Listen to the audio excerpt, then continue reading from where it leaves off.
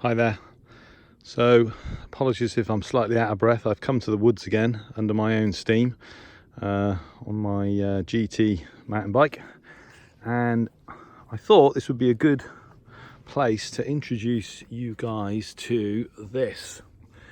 This is a Panasonic RF-B40, and I don't know if any of you read my article that I wrote on SWLing Post a couple of years ago about my RF-B65. So this is actually the radio that I was given, I think in 89 or 1990.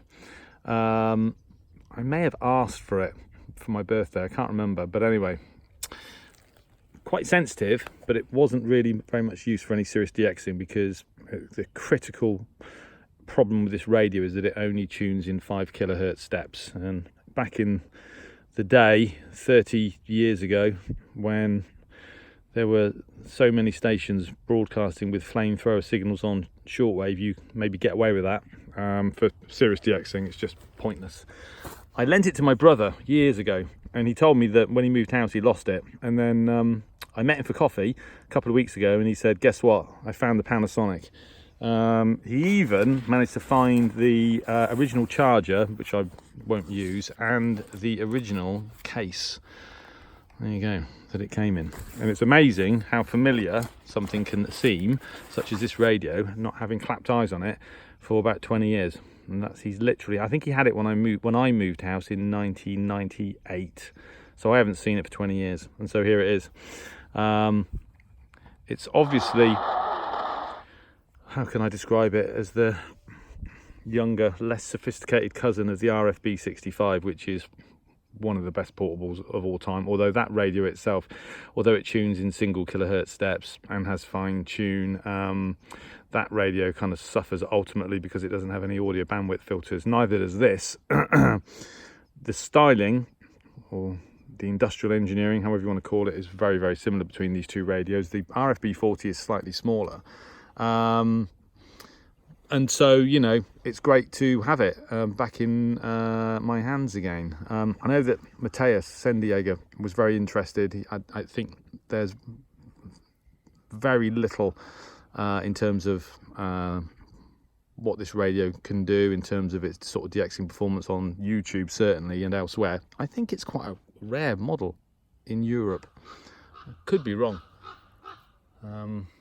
Excuse me, the local fauna are making a noise.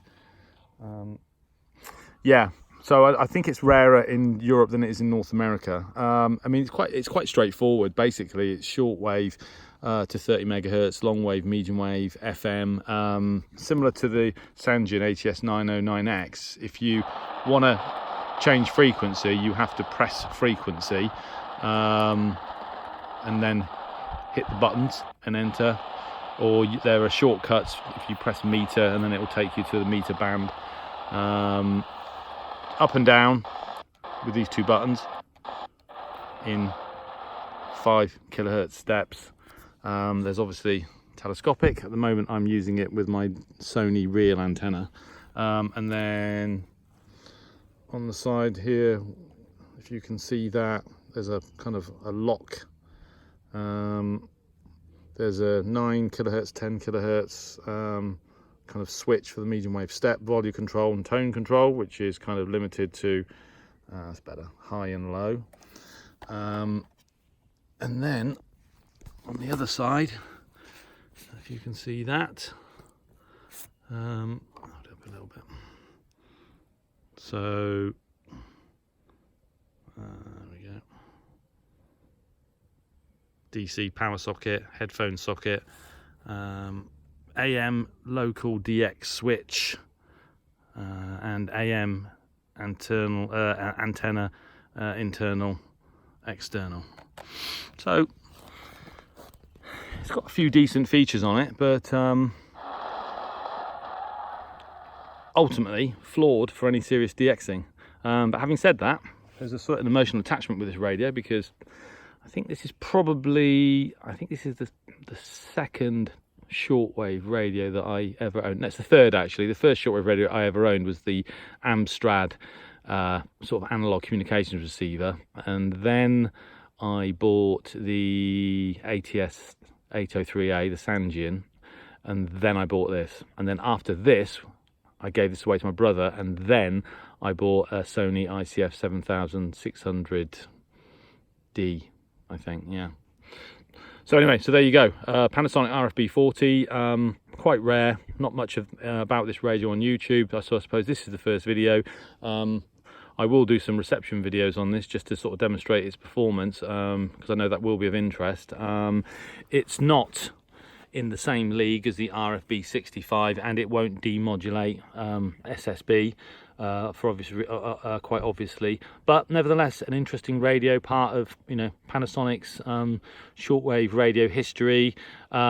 A bit more common in North America, but you know, it'll still be of interest to put it through its paces and see what it can do. So that's what I'll do. But anyway, so I hope that was of interest to you. I'll just give you a quick view of this local scenery.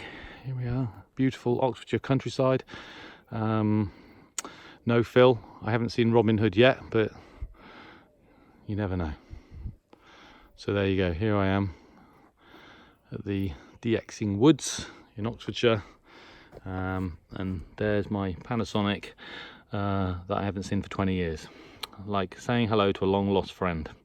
Anyway, I hope you enjoyed the video. Thanks for watching.